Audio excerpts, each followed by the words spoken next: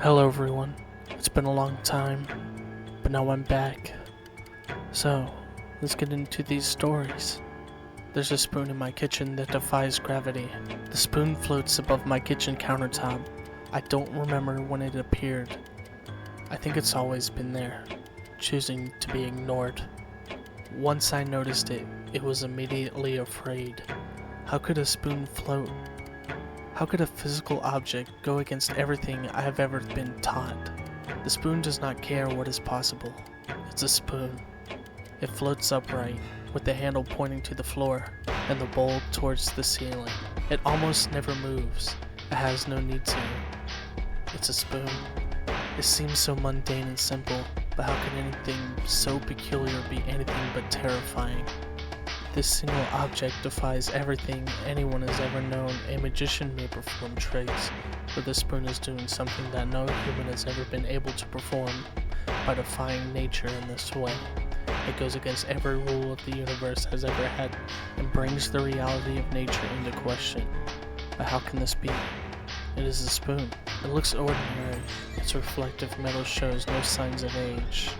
Every day I check if the spoon is still there. It always is.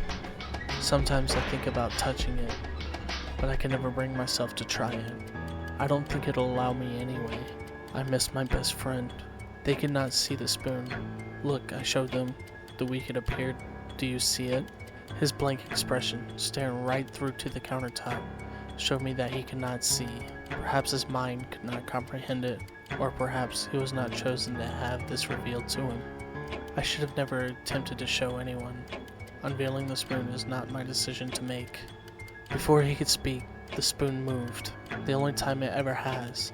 It lodged itself under his eyelid, the handle still visible, protruding from the small gap in his eye socket. The handle tilted upwards, putting pressure onto his eye until it no longer remained in the socket.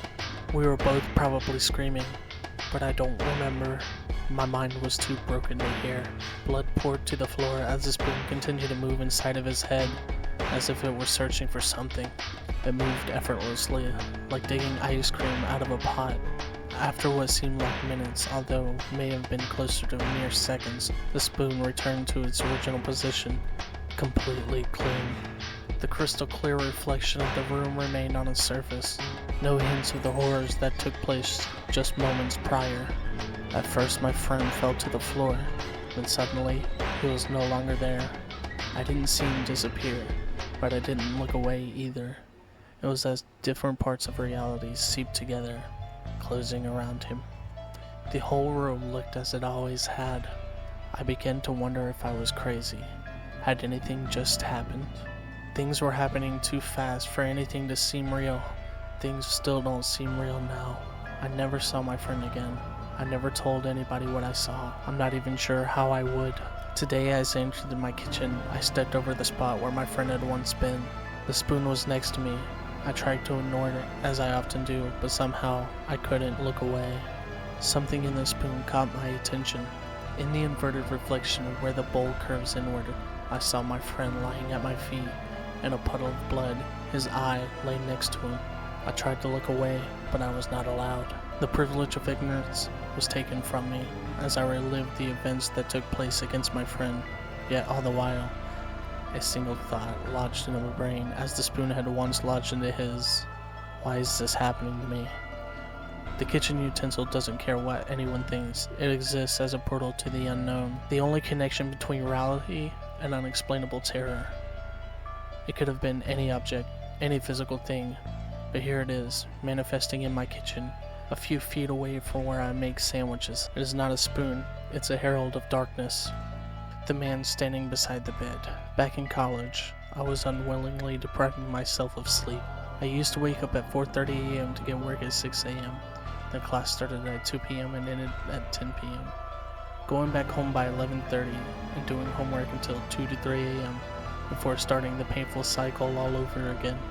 After a couple months, I got used to it, and this routine got bearable, doing some power napping here and there. Added to all this, I somehow managed to have a stable relationship with my girlfriend at the time, who took different classes than me but was still on the same campus. One day we decided to skip our last class and go to the motel room to fool around and release some stress. We were both living with our parents at the time. This was kind of the spur of the moment kind of thing, so no time for planning. This place was not the nicest motel in the universe, but it was far from being a dump. And we had been there a couple of times before, so we didn't think much of it when picking the place. After we finished our business, we both fell asleep. I remember it was dark outside, and the room only had a table lamp, which made the room look somber and eerie. And I had a strange feeling, that feeling when someone is staring at you intensely. I opened my eyes, and there was a man standing beside the bed watching us sleep. I could not see much detail, just a big male shadow watching us. I never saw his eyes, but I sure felt them penetrating my soul. I've never felt so vulnerable than that moment, lying there completely naked with my GF in my arms, thinking we were going to get murdered or something worse. My whole body was numb. I could not move. I was completely paralyzed, watching this static shadow. Then I finally was able to shout as loud as humanly possible. This startled my GF. Of course, when I turned to look at her, back to the dark figure, it was of course gone. I told her what I saw, and she immediately wanted to leave. I was still in shock and terrified while I started gathering my things with eyes wide open, because in the back of my mind I thought someone could still be there watching or waiting to jump at us. We left, and of course never went back to that place. I used to have sleep paralysis and night terrors when I was a kid, and this was so different just because I was awake and it was real, or at least felt real. Since I'm always cautious about motel and hotel rooms, I always think about that shadow man will always be beside my bed watching me while I sleep. Alright, finally I can share this. I'll try to describe my journey as best as I can. Once I decided to stay awake as long as I could, just to sort of test my own limits. The first 24 hours were kind of smooth. It's just a regular day. The only difficulty is resisting your biological clock as the hours pass by your bedtime. At around 30 hours in, I was feeling fine. I was sort of benchmarking myself. Back then, I could easily own on CSGO matches, and despite my lack of sleep, I was still performing quite well, except for the fact that sometimes I would lose focus, or react slower than usual. Just the expected. Later I went out for a quick jog, and it was just as fine as well. The day continued like any other day. The only other barrier I had was after having lunch. A stuffed belly usually makes you sleepy. Being over 30 hours awake, I was scared it would knock me out and ruin my little experiment, so I focused on not getting full and avoided heavy food overall. I noticed that talking to people helped a lot whenever I began feeling tired. At around 40 hours, I began seriously considering just going to bed and stopping this self-imposed torture. I kept distracting myself with series and videos. At around the 50-hour mark, I thought about going out to jog again, but I couldn't warm up properly. I was just too tired and decided not to push myself so much. After around 55 hours awake, things began to feel blurry. I'm not sure how to describe it, but I think this cessation was a product of my sleep deprivation affecting my overall sensorial capabilities. It was as if I was lightheaded, not wearing my glasses at the same time. At around 60 hours, I was a mess. I might never have forgot this sensation, but I felt as if everything was like static. I don't know how to describe this, because it wasn't specifically related to a sense. It just felt like I was hearing and looking at static. My memory was horrible. Sometimes I question myself if something really happened, or if someone really did say something, or if I was just imagining.